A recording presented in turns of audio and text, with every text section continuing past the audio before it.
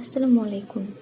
আজকে আমি আপনাদের সঙ্গে শেয়ার করব মাসকলাইয়ের ডাল সঙ্গে বেগুন ভর্তার রেসিপি। এর জন্য আমি এখানে 2টা পেঁয়াজ কুচি করে কেটে নিয়েছি, 5টা কাঁচামরিচ কেটে নিয়েছি এবং এর মধ্যে আমি পরিমাণ মতো লবণ দিয়ে দিচ্ছি, হাফ চা চামচ হলুদের গুঁড়া দিয়ে নিচ্ছি এবং হাফ চা চামচ আদা রসুনের পেস্ট দিয়ে নিচ্ছি। দিয়ে এটা আমি খুব ভালোভাবে মেখে নেব।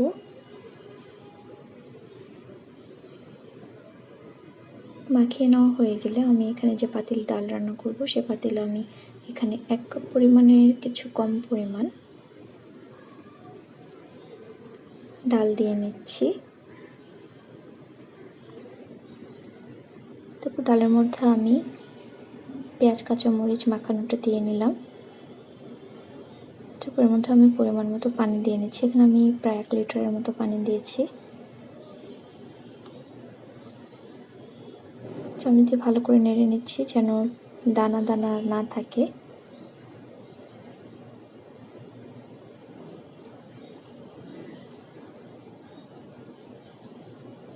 সামান্য পরিমাণ হলুদের গুঁড়া দিয়ে দিলাম, আমার কাছে মনে হচ্ছে হলুদটা একটু কম হয়ে গেছে।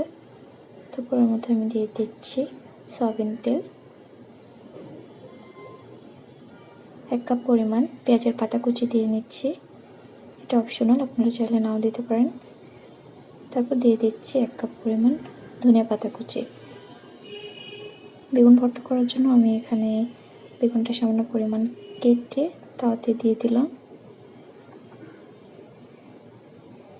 ডালটা আমি চুলায় বসিয়ে দিয়েছি। প্রথম দিকে অনবরত নাড়তে হবে, নিচে যেন লেগে না যায়।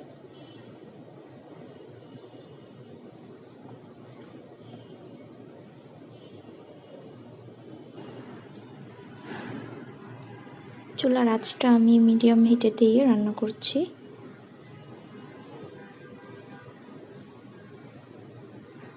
এদিকে বেগুনটা হয়ে এসেছে।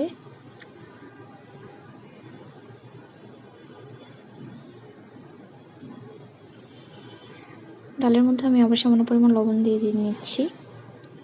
রান্না করার শেষ দিকে লবণটা টেস্ট করে নেবেন। ডালের ঘনত্ব যে যেমন পছন্দ করেন তেমন রাখবেন। আমি ডালের ঘনত্ব এমন রাখছি, আপনারা চাইলে ঘনত্বটা আরও বেশিও করতে পারেন। এখানে আমি ডাল বাগার দেওয়ার জন্য একটা পেঁয়াজ কুচি করে ভেজে নিব ব্রাউন করে।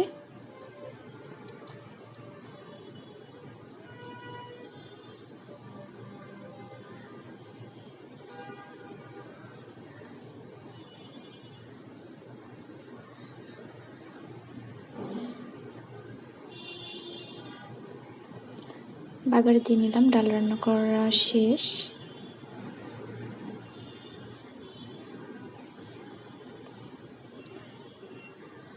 বেগুন ভর্তা করার জন্য আমি এখানে 2টা কাঁচামরিচ ভেজে নিচ্ছি।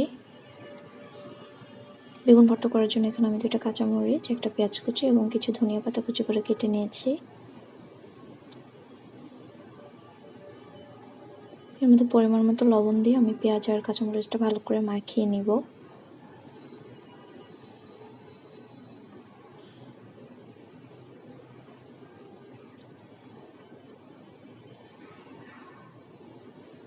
এর মধ্যে দিয়ে দিচ্ছি সরিষার তেল, অ্যাড করে দিলাম এর মধ্যে ধনিয়া পাতা। খুব ভালোভাবে মাখিয়ে নিয়ে তারপর আমি বেগুনটা দিয়ে ভালো করে মাখিয়ে নিচ্ছি। আবারও ভর্তা করা শেষ।